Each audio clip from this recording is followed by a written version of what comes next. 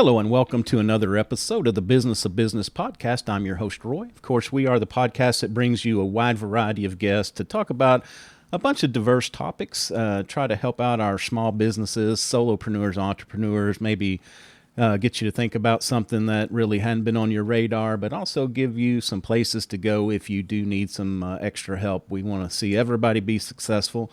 Today, we're excited to have S.A. Grant. He is a business growth strategist, and he also is a host of a podcast, Boss Uncaged. And there they talk about strategy and growth as well. So, S.A., welcome to the show. Definitely. I appreciate you having me, Roy. Hey, you bet. Glad to talk to you. I love business strategy, and we were talking pre-show that now is probably a good time. We have some glimmer of hope of coming out of COVID, so I think there's a lot of businesses that are regrouping and figuring out, where do we go from here. So, not a better time to talk to a growth strategist and, see how can we start growing our business. So, tell us a little bit before we get started, though, kind of how you ended up here in this space, a little bit about your podcast, and then, maybe some things that you're seeing out there right now. Yeah, so I mean, my original background I started as a graphic designer, and while I was in art school, I was just thinking, okay, graphic design is great. It's a way for me to monetize art, but they weren't teaching me on how to monetize art. Yeah. So in that journey, I decided, okay, I needed something else to support that. So I went back for another degree, and I got a web design multimedia degree. And in that journey, I was like, all right, cool. Now I know how to build stuff and I know how to design stuff. Now, how the hell do I sell it? Right. That's always the trick, right?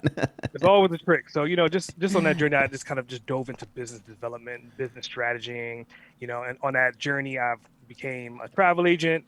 I still hold life insurance licenses for like maybe 6 or 7 states up and down the East Coast. I had a Series 6. I kind of let that go because, I didn't want to be controlled by FINRA. Yeah. So I've dibbled and dabbled in multiple different facets. And I was like, okay, how do I put all these different things that I've journeyed upon and stumbled across and worked in, and that's how I kind of Yeah. developed the Boston Cage brand. It was more so opportunity for me to help small business owners and entrepreneurs, and also leave behind a evergreen legacy for my kids to understand my journey and other people's journeys on their success escapades. Yeah, and I mean, it's really a good place that you come from because that is who I feel like this is who we are talking to more today. It's people that found themselves in business. I mean, they may have a trade or a skill just like yourself, but it's like, okay, I've had to do this to survive through this pandemic, but now, where do we go as we come out of this? And, a lot of people don't have that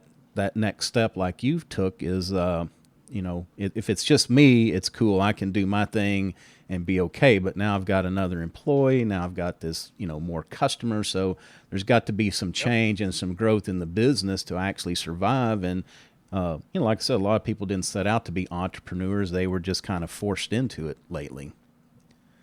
Yeah, I think that stands true. I mean, especially with 2020, behind us, but still current and well alive in 2021. Yeah.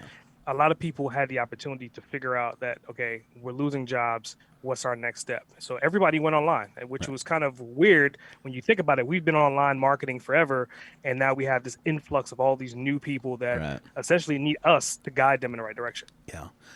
Yeah. And that's an important part as well is that, well, there's just been increasingly more and more noise on the internet, so it's important to, how do you differentiate yourself because, a lot of people may not last in the space, or when jobs pick back up, they may go to work, but still, there's just it's everywhere. There's just so many more people, so much more videos, and one thing I've noticed an explosion of in the last week, it seems like, are people doing surveys on LinkedIn, and used to that was a pretty good little space you could be in, do a survey here and there, but you may be the only one, but I guarantee you, when I check my LinkedIn during the day, there's like 5 to 10 surveys all right in a row. So again, it's not that it's a bad tool, but it's just one of those things.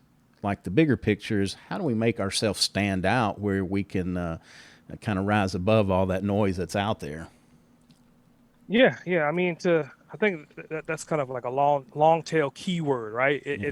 It's one of those things that in the market sector currently right now, people are in the discovery phase. They're discovering all these new tools, and they're just going to use them. Yeah.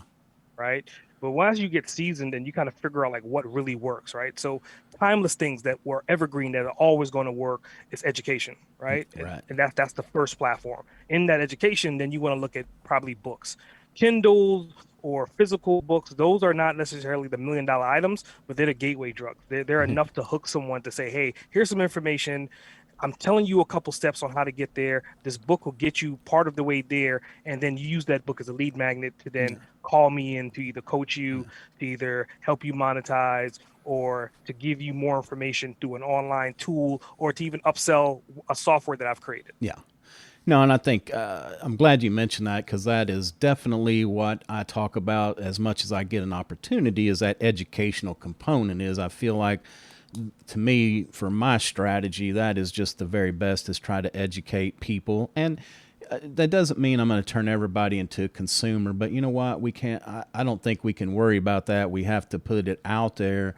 So because it's like anything else, there's going to be do-it-yourselfers that they're going to take your instructions and they're going to do it yourself. But the other component of education, I think, is sometimes if you read my strategy and my steps, you may be like, holy smoke, that's a lot of stuff. And I need to hire a professional to do that because, I could maybe do it. I mean, like, I could probably put a car together, but do I really want to take the time to, buy all the pieces and try to assemble this thing and hope that it runs, when I get it all put together?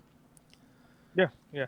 I think just based upon what you just said, I always kind of make this funny analogy. It's kind of like if you're working on repairing something at your house, right? Yeah. And if you're like a do or die kind of person, no matter what happens, you're going to get it done, then that's great. But then you may be the person that may bite off a little bit too much. You may take down a wall and realize there's power lines in it. You may see water lines in there, and then okay, I'm going to cut the water line. And then you cut the water line, but you forget a step, like maybe turning off the water, and then you end up with a bigger disaster. And then you're going to have Right. to hire someone as a professional to come in and clean up your mess and fix what you already started. Yeah.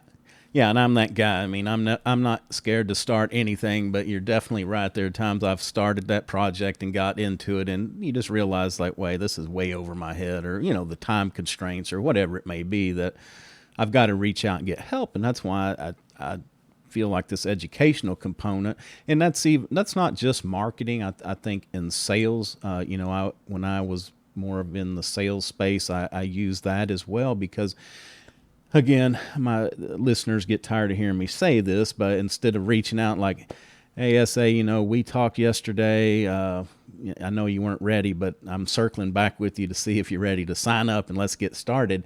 And I realize that you got to differentiate between smaller dollar items versus, high dollar items, but typically, selling consulting services and that it's usually higher ticket items, and so there's that educational component to, like, build some rapport, and instead of, like I said, just circling back to see, are you ready to buy more, send, like, hey, this is some information I found the other day that may help you in your business or may help you with this decision or whatever, but just kind of keep that relationship going, because the reality is you may not need my service today, you may not even can afford my service today. But if I stay with you and keep, that, trying to keep that relationship up and sending you some information when you do get ready, then I'm top of mind and you'll, hopefully reach out. Mm. Yeah, yeah, definitely. I definitely agree with that. I mean, I look at it from the standpoint of it's just the medium has changed, right? Hmm. If you go back to like the late 80s, early 90s, it was all about faxing. You Right. just keep faxing and faxing and faxing and faxing and faxing. And then hopefully through these millions of faxes over the course of 2, 3 years, someone raises their hands. The Right. same thing with mailbox, right? You get these little packages in your mail about roofers and plumbers and all this other information that comes in from time to time. And then eventually you may actually pick up a flyer and contact someone. So Right. it's just staying front of mind. Yeah. Yeah, no, that's, to me, it's the most important part, because there are people that, they're the one and done. I reached out, you didn't want my stuff, so I'm moving on to my, next person in the list. But we forget about that top of mind thing that, if I got something from you in the last week, I may have gotten something from a guy, your competitor, a year ago, but he's not top of mind, I'm thinking, hey, I'm going to reach out to SA. He's a guy that can help me with this. So I think it's important. And we've got so many options that's the other great part about this now is, we've got these books, we got ebooks, we can do videos so easy. I have, of course, we tape, so we use Zoom a lot, Teams, but also I just found Loom not long ago. And, what an awesome tool that is. I've got some, people helping me with some processes. So being able to record that, send it to them, but also it may work, for you in that marketing space or reaching out to your customers, following up, trying to get an ad on sale or reaching out to a prospect. I mean, that's the great thing about today is we've got so many things out there, but then I guess it's a drawback as well. We've got so many things out there. We got to, figure out what's working and where we want to put our time and energy, especially, for small businesses that, we don't have teams that can, we can assign a guy a blog or a guy videos and this and that. We have to make those decisions based on our time availability. Yeah, definitely. I definitely agree with that. Yeah. So it's what are you finding that's working as far as the medium or what works best for you? Like blogging. I know that you're doing the podcast, but a lot of newsletters or kind of what has your strategy been that's working well? So my strategy, once I came to terms with it, right? Because to your point, a lot of times people they talk about systems, but they don't implement systems. Yeah. So for me, it was more so I'm like a big systems guy. I'm a big automation guy. So I'm always looking for lifetime deals, and I'm making purchases, and I'm utilizing these things. Yeah. Then I'm like, okay, I'm utilizing them. Maybe one or two other people on my team is utilizing one part, one component here. So the next phase is I need to orchestrate all these software into a system to say, okay, I use this for this. These are the steps and procedures for this particular software, and this is what the outcome of the software is going to be.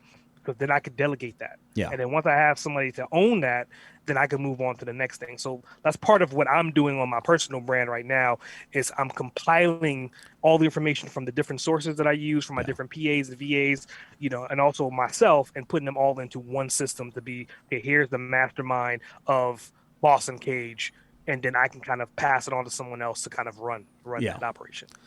Yeah, and that's another good point too about getting everything consolidated instead of having some people pieces, some team members using this piece, some using even a different software, a different program to do something, and having it all consolidated where you can kind of look down over that whole process, which kind of gets back to writing down, documenting processes and procedures. I think is extremely important as we look at growing a business, because you bring a team member on, I can tell you how to do everything right this moment, but in a week from now, are you going to remember exactly what we talked about? So again, using these different tools to document these processes, I just feel is extremely important. Yeah, I totally agree with that. I mean, and to your point, if someone new comes into your team, right, you have to think about if you have an HR department, if you're large enough to have an HR department. If you're not, then obviously you're the executive staff, you're the executive board, and then you're going to have to train someone or have someone else train someone. Yeah. But they may miss steps. They may not do things exactly the way you're going to do it. And you don't expect anyone that you're going to hire to do exactly what you're going to do. But if you put steps and procedures like step 1, step 2, step 3, step 4, step 5, and as long as they follow these particular steps, and again, they have to be comfortable with being bored to a certain extent to move past these steps until it becomes self-explanatory to them. So they don't have to think about the steps anymore. Right. That's when you kind of get to that nice Plymouth Rock of a situation to where you can pass off that torch. Yeah, because we get it, I think that kind of gets into a little bit too about I'll say this nicely, not holding on too tight. I don't want to say control freak. That sounds pretty harsh and abrasive. But, if we're going to move past that, if we want to, there's people that, they like to operate as a solopreneur professional, and that's just kind of their space. But if you really want to grow, at some point, you've got to be able to let go and know that you can't do everything all the time. You've got to, but that's why it's good for this knowledge transfer, to get that stuff out of your brain on paper, on a video or whatever, so we can help our team members to grow as we do try to expand.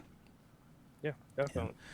And then also those strategies about when to expand. That's always a challenge because sometimes there are people that we want to grow the business, and unfortunately, I think there can be a downside to growth too. We can kind of outgrow ourselves, so we have to decide, what is this marketing plan? How are we moving through it so we can have the people in place to serve? I mean, because there's nothing more satisfying than to implement a plan and get Mm. business from it, or start getting phone calls or emails or however.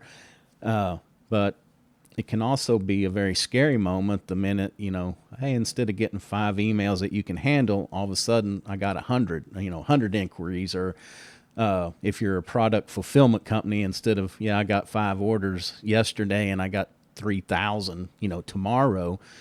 Because we talk about that some too on the show, is that not having business is not the only way to go out of business. Sometimes you can actually be too successful and have too much success, but if you don't plan for that, it can be very detrimental.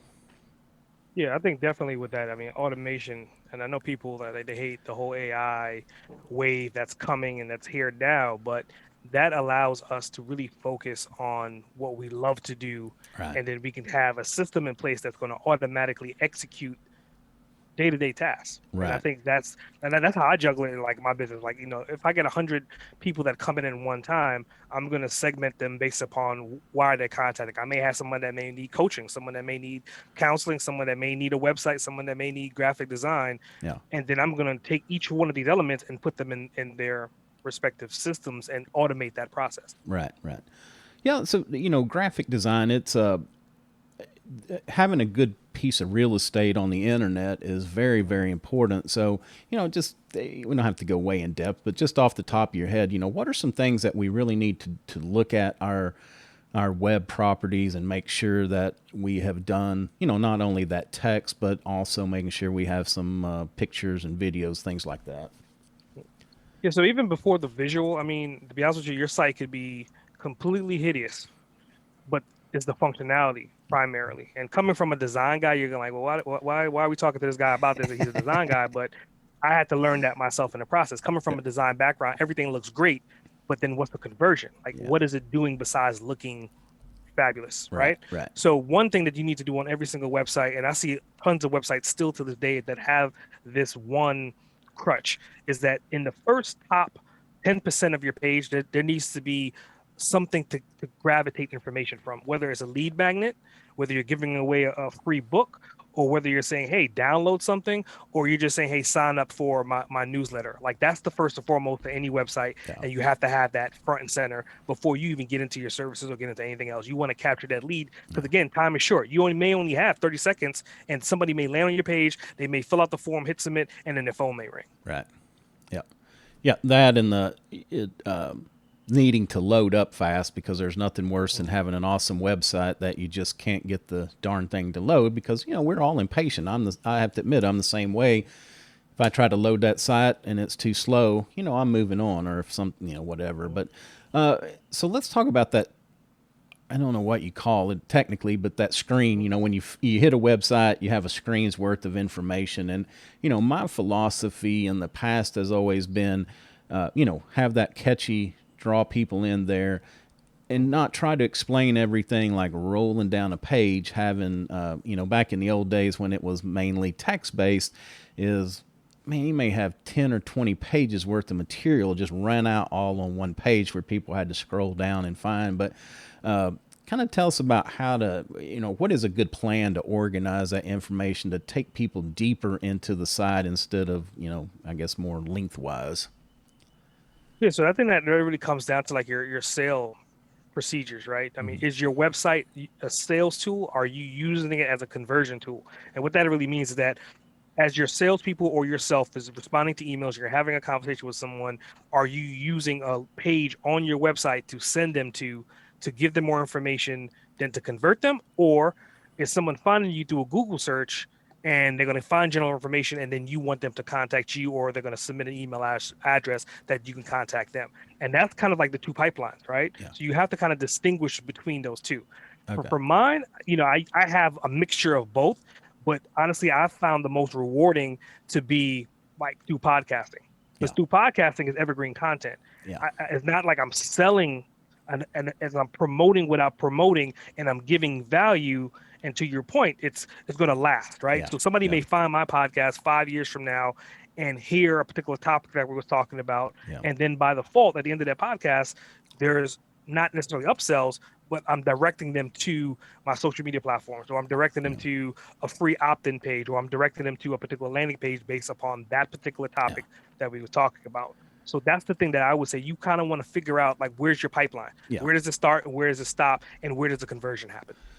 Yeah, and that's a great point to bring up about the evergreen content. I think it gets back to our building our brands and our reputation, and it doesn't have to be, I'm not advocating one particular medium. There's so many good ones. Some people are better writers. Some people, don't want to get on and talk in front of a microphone or a camera, and it's okay. I mean, there's ways that you can find out. There's ways that you can find ways to promote yourself and your business and your brand that are comfortable for you and for your prospects too. But I think it's that consistency and putting stuff out there, because the reality is, and I'm sure you've learned this doing podcasting, is you could record one episode and put it out there.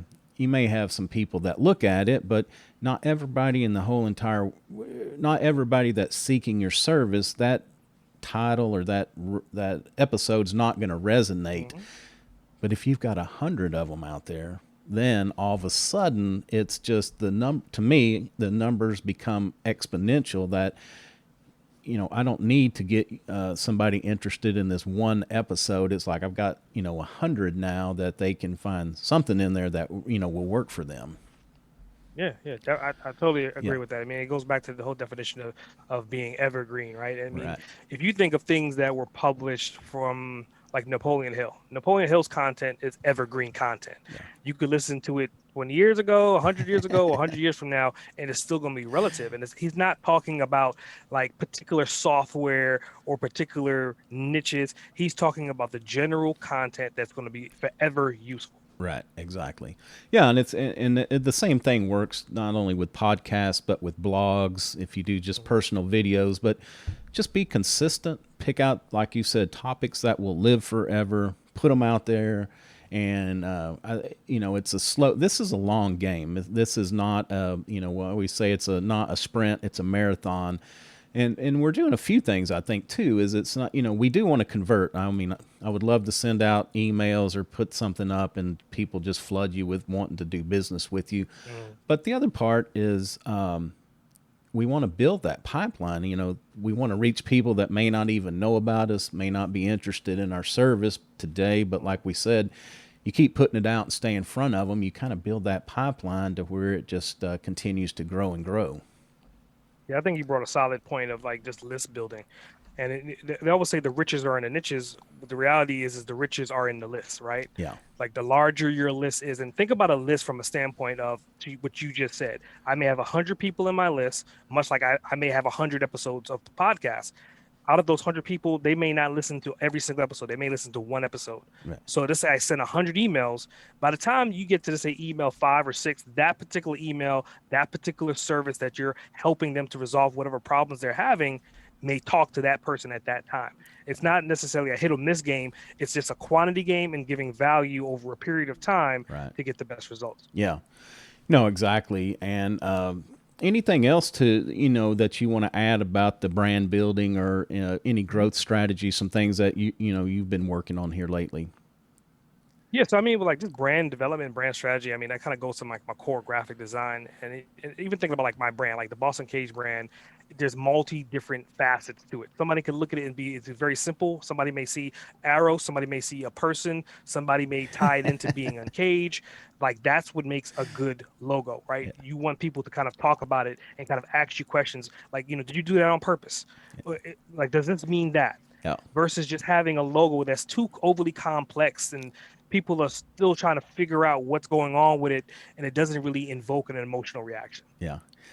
Yeah, and for those that aren't watching the video, you need to go watch it because you can see the logo behind SA, and it is cool because it does look it looks like a man, but then it also looks like all the arrows pointing in. I look at it as, that's where all the answers lie. It's where all the arrows are pointing in there. So, uh, Yeah, it's beautiful that you said it because I mean, every single time I hear an interpretation of the logo, yeah, it tells me that that's the right logo because yeah, everyone's interpretation is uniquely different, but the messaging is globally the same. yeah, It's about internalizing, it's about focusing, it's a person.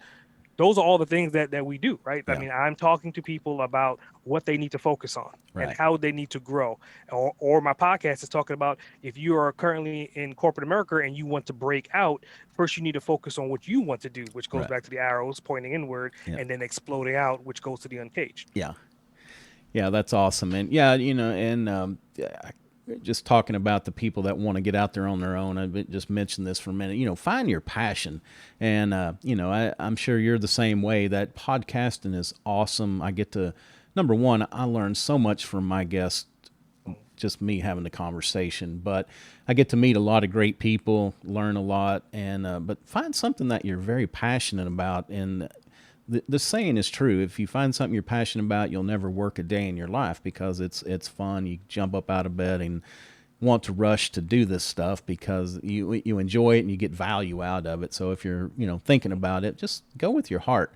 And sometimes that money and success, we all want that, but that money doesn't always measure success. Sometimes I think we can be happy in our heart, and that's a little altruistic, I know, but we can still be happy and have a pleasurable life, doing some things that may not make us all the money that we think we need. That's a Yeah, I little, mean, I'm happy that you went down that direction of like just passion because I mean, one of the books that I published last year was pretty much 100% about passion. It yeah, was just about how to figure out how to target, how to develop and build from your passion. yeah. Yeah, I think it's very important because I know a lot of people that have good jobs, make a lot of money, but they're miserable. I mean, they just their life is not their own. And there was a local news article about a guy that used to be he was an options trader, had some kind of a medical event, and now he's a muralist graphic. He's an artist that paints on the side of buildings and things like that. And he's just like, and he's like, I am so happy, and this is so much better, for my quality of life. So it's kind of an inspiring story. Wow. Yeah, Yeah, definitely gotta look that one up. I didn't mean to go down that road, but since we are talking about the people coming out of the corporate world, it's important to give that some thought. Where I was going to go with that was the logo is back to that to say, it's very important to give your logo some thought because again, that's going to become your brand, and we're going to hopefully spread it across website, social media, and everywhere that we go. So you want it recognizable, you want something memorable, and I like what you said about different people having different interpretations. I think that's something I've never thought about.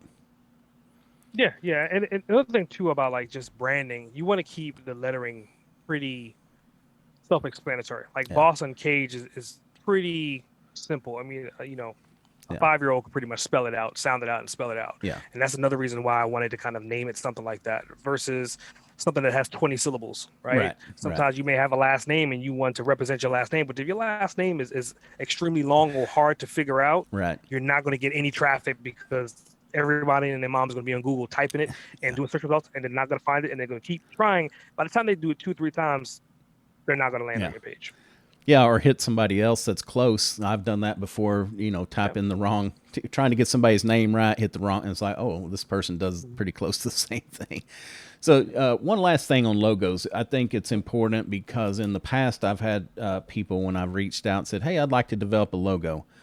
Mhm. And they say, hey, great, I'll get you 5 ideas.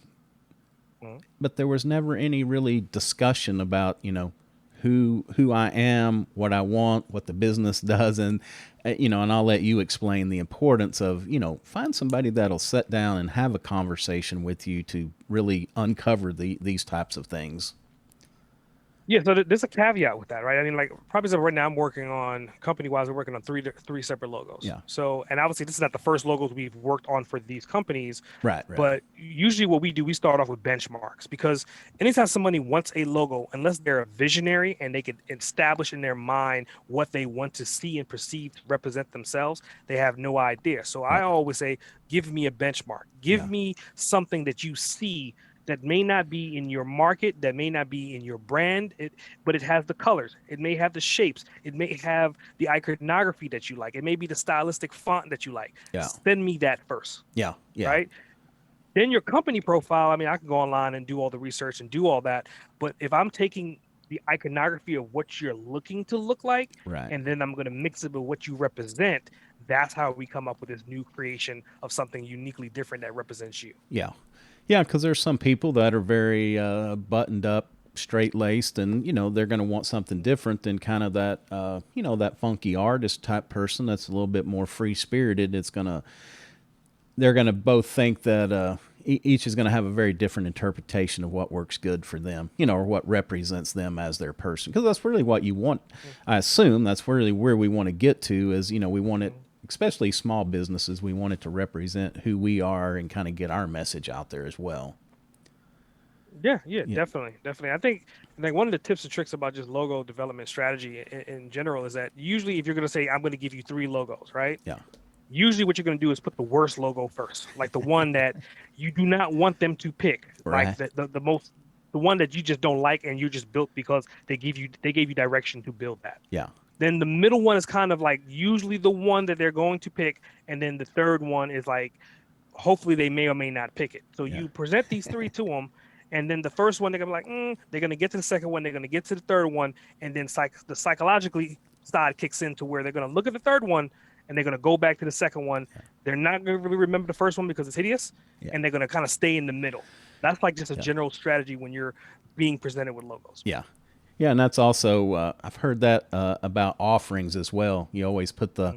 put the one that you want people to land on the most in the middle. You put the kind of crazy ones to the left and to the right to drive them to that one in the middle. That's kind of the sweet spot. Yeah, believe it or not, Yeah. it works. Yeah. It Yeah. works. And I'll say at least probably 8 out of 10 times it works. And the part of like the logo development side is like, obviously you give someone an opportunity, the first revision. Like Yeah. I always call it the initial concept. So like your logo is not going to come from the initial concepts. The Right. initial concepts is going to give me the angle to figure out which way you want to swing and what look and feel you're really asking for. Yeah. Because what you gave to me is not what I'm going to present to you 100%, and it's not going to be the final product. Yeah. Yeah, and just put some thought into that. My advice is hire a professional like yourself to really put the thought into it. That after you've done a few, you kind of develop a little bit of intuition. And people like myself is if you need a spreadsheet done, man, you come to me. I can put some numbers in a spreadsheet, and I'm pretty good with that. But trying to come up with that creative, something a little bit extraordinary, kind of difficult for me. So that's again a good reason to reach out to a professional to get some help and work through that because it's important. You want it to live with you for a long time. Not that we can't change logos along the way, but we want it to be recognizable where when people see it, they know exactly who you are and what you do Yep. because it's Yep. been around for a Totally while. agree. Yeah. All right, SA. Well, thanks so much for your time. Any closing thoughts before we wrap this up? I mean, since this particular episode, I mean, we went down like just the design path. I would just say, keep in mind, like when you're working with a designer, there's two levels of design, right? There's a designer that can actually create anything from scratch. If you Yeah. give them free will to do whatever it is without any abundance of hindrance or hovering Yeah. over them, you get a creation that you may not even imagine would have happened. Yeah. Versus if you come to the table with something envisioned in your mindset, but it may not be achievable because of the limitations of what your company represents versus what you're trying to put on the table. Yeah. So when you're looking at these two options, keep in mind that there's a value add to that. Someone that is going to create it from scratch definitely would cost more Yeah. versus someone that's going to take your ideas and recreate something based upon the principles that you're trying to instill in them. They're not necessarily thinking, they're more so just developing your ideas for you. Right. Right. Yeah. Exactly. No, that's a great point. All right. Well, tell everybody, of course, how you can help them with growth and how they can reach out and get a hold of you, but then also tell us how we can find you on Boss Uncaged as well. Yeah. So anything growth strategy wise, and I mean, I think today we kind of just dibbled a little bit on these aspects of what growth strategy really kind of looks like. And I think some people that really don't understand the definition of it. And the definition, it could be graphic design, it could be web design, it could be, you know, your accounting, it could be any one of these different puzzle pieces, but sometimes they're just fragmented. Right. So when you come to a growth strategy, the goal is for us to pull these compartments together and give you a clear path to get to your next step. Yeah. So if you need any help with growth strategy, you could definitely go to sagrant.com and you can fill out the form right there at the top of the homepage, like I suggested earlier, or you can kind of look through to see what kind of content and services we have there. And for the podcast, it's simple. Go to podcast.bossuncaged.com. So that's just podcast.bossuncaged.com. All right. Yeah, y'all go listen. A lot of great episodes out there, and give SA a call. He'd be glad to help you with your growth strategies as well. So thanks a lot for your time. Certainly do appreciate it. And that's going to do it for another episode of the Business of Business podcast. Of course, you can find us at www.thebusinessofbusinesspodcast.com. We're on all the major social media platforms, as well as all the major podcast platforms, iTunes, Stitcher, Google, Spotify. If we're not on one that you listen to regularly, please reach out. I'd be glad to add it. So until next time, take care of yourself and take care of your business.